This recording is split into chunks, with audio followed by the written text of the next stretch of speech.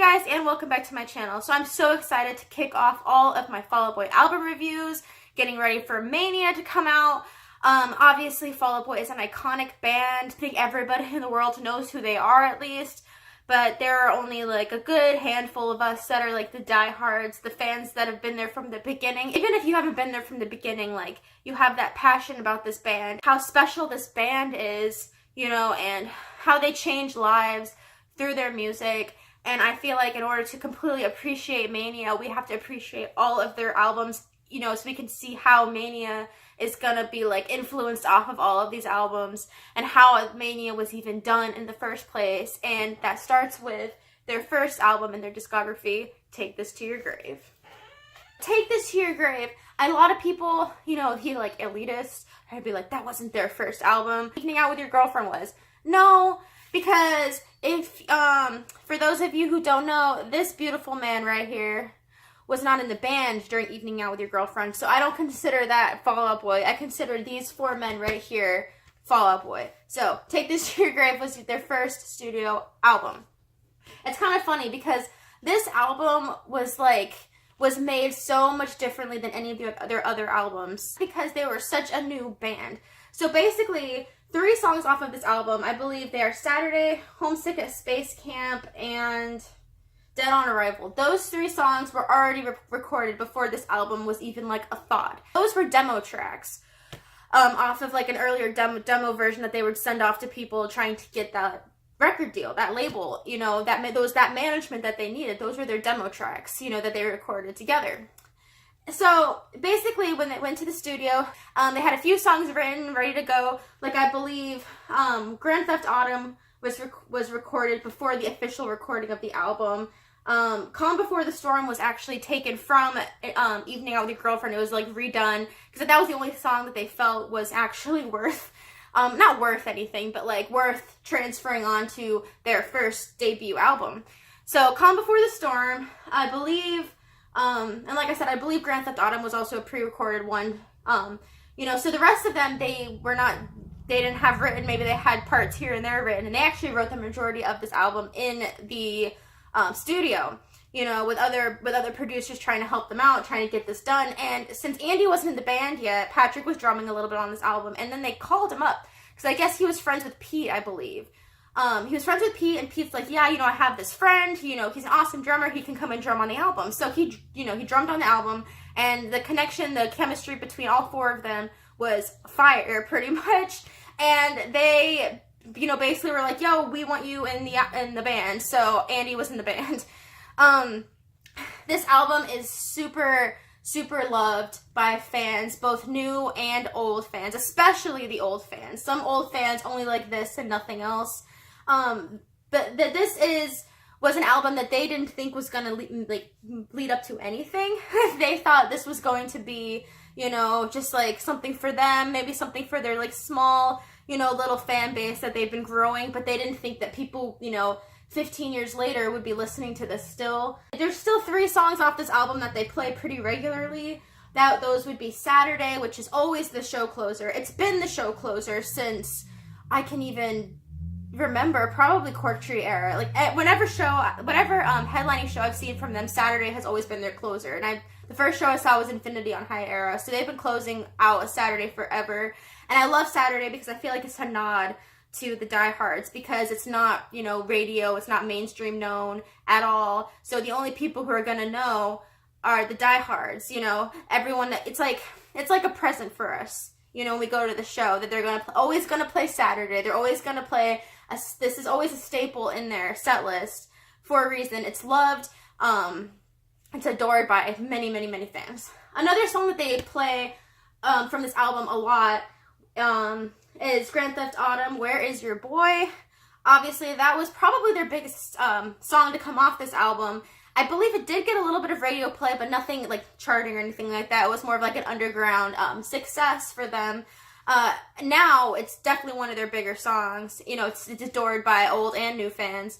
The fact that, you know, this album was recorded, let alone that song was recorded when they were all like newly high school graduates, like in early 20s, is insane to me, that they were able to make something that like stuck, you know, for all these years, and people are still wanting more off this album to be played live. The third song that is played, but only one city gets it. Do we all know what it is? Yep, Chicago is So 2 years ago. That is played at every Chicago date that they do, which I think is awesome that Chicago, you know, their hometown gets a little taste of Take This to Your Grave that nobody else gets, which I think is awesome. And I hope one of these days I'm going to make it to a Chicago show to see Chicago is So 2 years ago, which is awesome. They played Tell That Mick, and they played Patron Saint of Liars and Fakes post hiatus, but nothing else really from this album. But those aren't played often, like, you know, here and there every once in a while. But I'm gonna go through albums I didn't touch on. So Tell That Mick starts off the album with an explosion. The lyrics are fire. They're so brutal. I just love it. I believe Tell That Mick was the first song I heard off of Take This to Your Grave when I was exploring into their discography. I was like, this song is amazing. You know, when I first heard it, I was like, I don't know, 14, you know, when you're like in that like weird like angsty phase of life, and I'm just like, this song is amazing. It's awesome.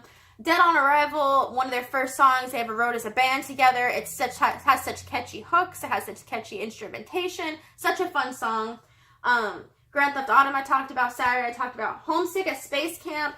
That was another one of their first ones. Not a big favorite of mine. I think it's alright, but I do feel like it feels a little bit immature in my opinion. Sending Postcards from a Plane Crash.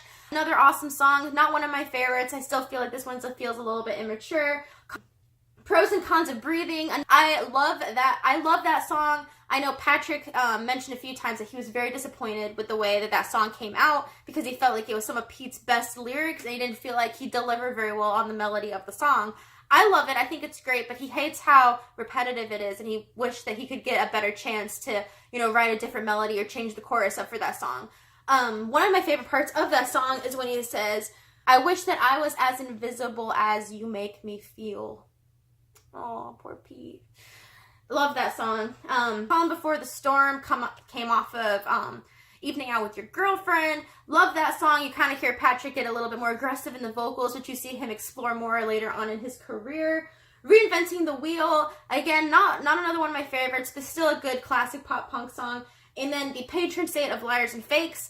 This song is my favorite song on the album. I love it. I feel like it is a mirror into what From Under the Cork Tree is going to be. I love the lyrical content. I feel like it sounds like it could have been on From Under the Cork Tree. And I know Patrick has said in interviews before that this song was this is like one of the first songs that him and Pete wrote together in their writing style that they did for most of their career, where Patrick focused only on music and Pete focused only on lyrics. Because other songs throughout this album, Patrick, you know, did some lyrics as well. Like, I believe he did some lyrics on Grand Theft Autumn.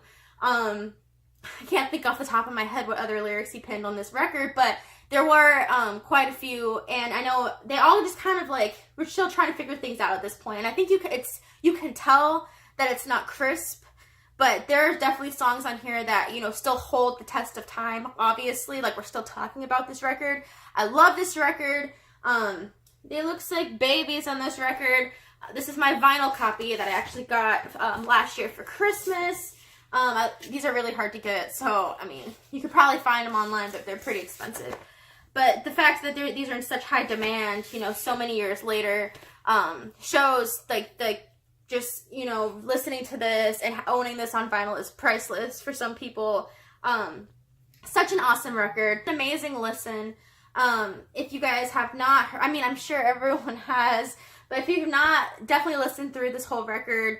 You know, beginning to end, you can hear some of the influences in their music, in their current music now. Like, from this record. I know a lot of people don't believe me when I say that, but it's true. You can definitely hear some of the different melodies, and you can tell it's the same band. Like, I know a lot of people are like, they don't sound the same, they're not the same, where's my old Fall Out Boy? But just give it a listen, all the way from the beginning to the end, and then play something new, and you'll still see the similarities. They're still the same band, guys, I promise. That's gonna be it for this video. Thank you so much for watching my Take This to Your Grave album review. Get ready in the next couple of days or so, and we'll be getting From Under the Cork Tree. So excited for Mania. This is just one of 6 of some amazing works by my favorite band. Alright, guys, please like and subscribe if you enjoyed this video. Watch out for more content from me, and I will see you guys next time. Bye.